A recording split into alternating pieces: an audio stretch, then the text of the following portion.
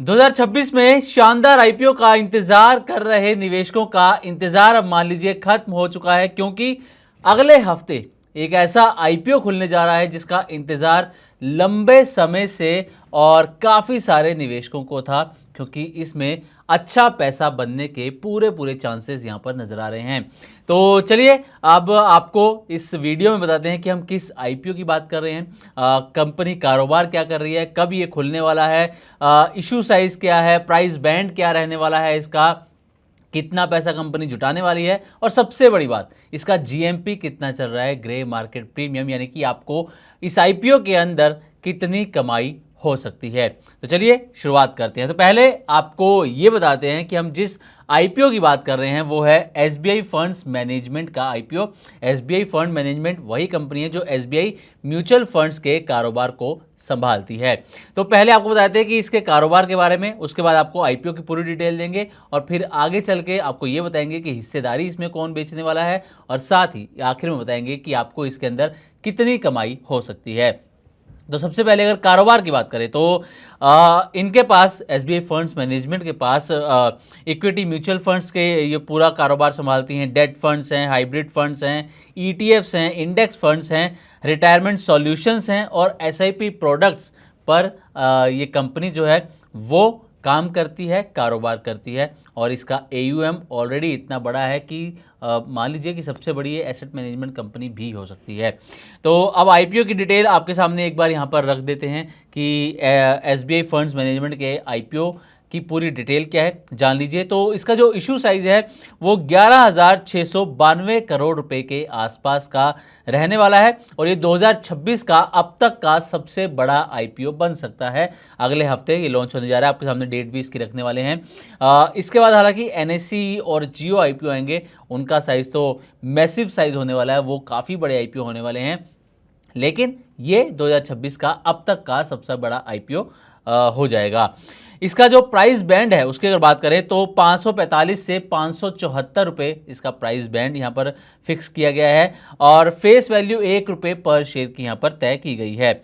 अब anchor investors के लिए 13 जुलाई को एंकर इन्वेस्टर्स इसके अंदर बोली लगा सकेंगे, और अगर आम हम रिटेल इन्वेस्टर्स की बात करें तो उनके लिए ये आईपीओ 14 जुलाई से 16 जुलाई तक खुलने वाला है। जी हाँ, इस डेट को आप नोट कर लीजिएगा अगर आप आईपीओ में पैसा लगाते हैं तो, और क्योंकि एसबीआई का नाम जुड़ा है तो ब्रांड वैल्यू तो अपने आप बन ही जाती है।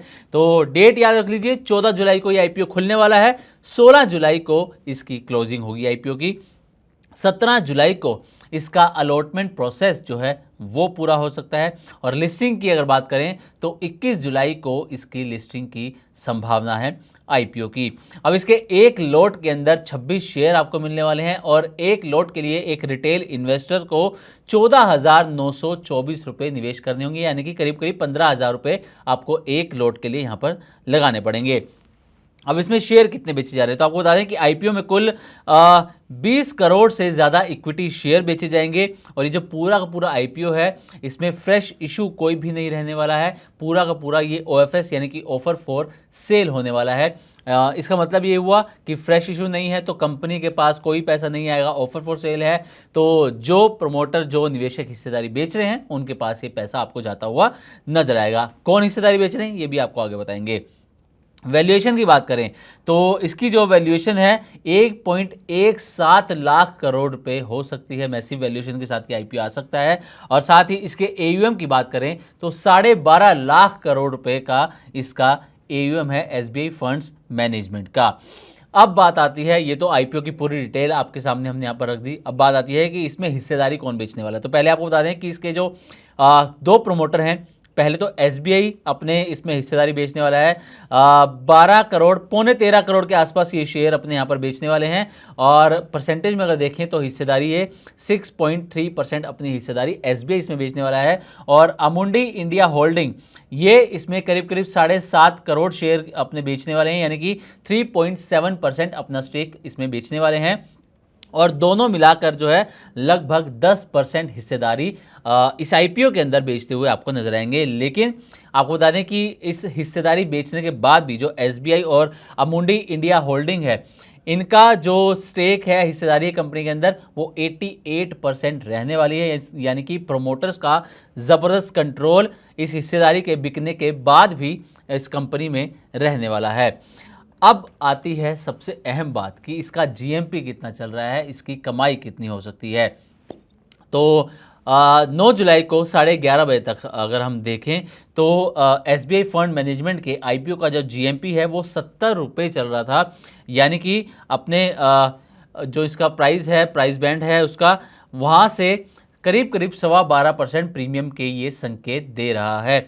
यानी कि इस हिसाब से देखा जाए तो इस आईपीओ में अगर आपको आईपीओ लॉट होता है तो आपको 1800 से 1900 रुपये के आसपास का लिस्टिंग गेन इसमें मिल सकता है।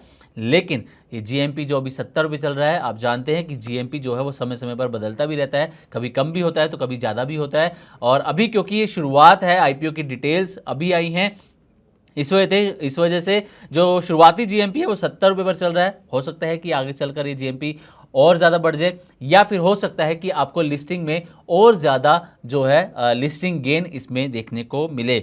लेकिन अभी तक जो इसका जीएमपी चल रहा है, जितनी कमाई आपको इसमें हो सकती है, वो डिटेल हमने आपके सामने यहाँ पर रखने की कोशिश की है। तो अगर आप भी आईपीओ में पैसा लगाते हैं तो एसबीआई फंड्स मैनेजमेंट के आईपीओ पर आप नज़र बनाकर रख सकते हैं। हो सकता है कि इसमें आपको भी अच्छा मुनाफा हो जाए। तो उम्मीद करते हैं कि हमारी तरफ से दी गई जानकारी आपको अच्छी लगी होगी। इसी तरह की और भी वीडियोस के लिए देखते रहें मनी 9 और सब्सक्राइब करें हमारा यूट्यूब चैनल।